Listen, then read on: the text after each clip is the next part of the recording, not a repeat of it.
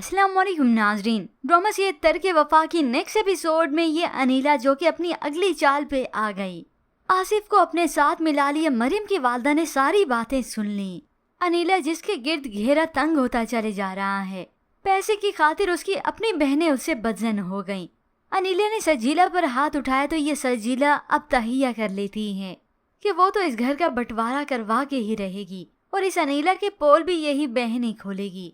इसी दौरान मरियम को भी इस अनीला ने बातें सुनाई तो मरियम जो कि मिर्जा भाई को कॉल कर लेती है, उनसे अपना राब्ता रखती है और मिर्जा भाई को कहती है कि वही अनीला आप ही को समझाएं कि अपनी बहन के साथ किस तरह से ये रवैया रखा है। अनीला जिसने ये सारी बातें सुन ली फौरन से मरियम से पूछती है, मिर्जा को मेरे खिलाफ करके क्या करना चाहती हो तुम? तो मरियम भी दो दो कह देती है, वही जो सप्तैन को आप मेरे खिलाफ करके हासिल करना चाहती हैं। मगर अनीला अपना रोब दबदबा तो वैसे ही रखती है। तुम्हें पता नहीं क्या कि मैं कौन हूँ और क्या कर सकती हूँ? मैं पहचान गई हूँ आप लोगों को। किसी की खुशी बर्दाश्त नहीं होती ना।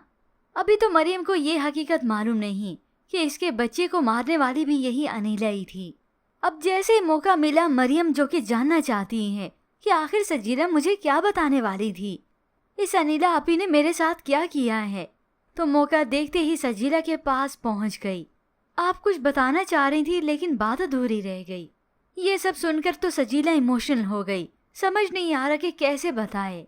तो सामने खड़ी अनीला जिसके कान और नजर तो थी ही इस मरियम पर, उसी वक्त चुपके से इन दोनों की बातें सुनने लगी। ये क्या मरियम ये ना हो कि सजीला उसे सब कुछ बता दे। हो सकता है सजीला आपकी बार भी उसे आधी अधूरी बात ही बता सकी हो कि वो मंगनी पर अंगूठी जो चोरी की थी, हो सकता है ये बात वो बता ही ना सकी हो क्योंकि अभी बच्चे वाली बात भी तो इस नौशीन से खुलनी है।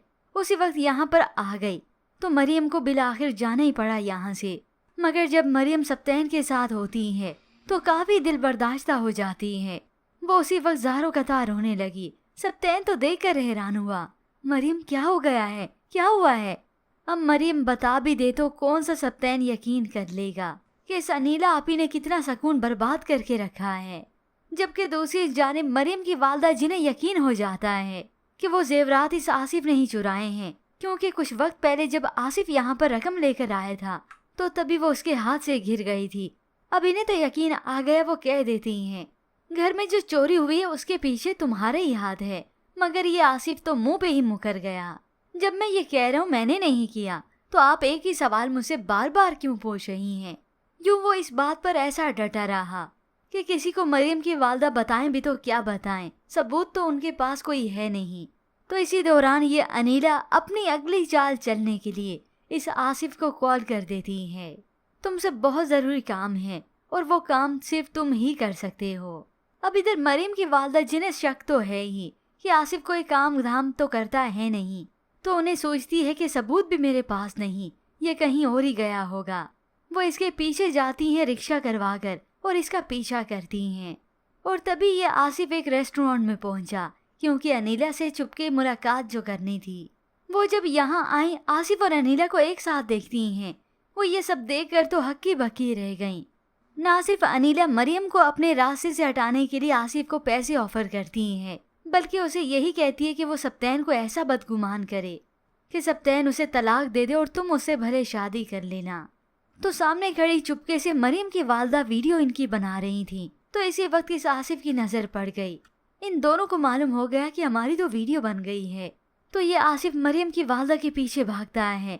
वो जल्दी से भागती हैं, मगर कहाँ तक? हो सकता है मरियम की वालदा इसी वक्त नीचे गिर जाएं या उनका एक्सीडेंट हो जाए भागते भागते, क्योंकि व्यूअर्स जो भी है कहानी में ट्विस्ट तो आना ही चाहिए। पूरे पक्के सबूतों के साथ सप्तैन के सामने ये राज फाश होना ही चाहिए कि उसकी बहन दौलत की खातिर उसकी खुशियों को किस तरह से हड़प रही थी।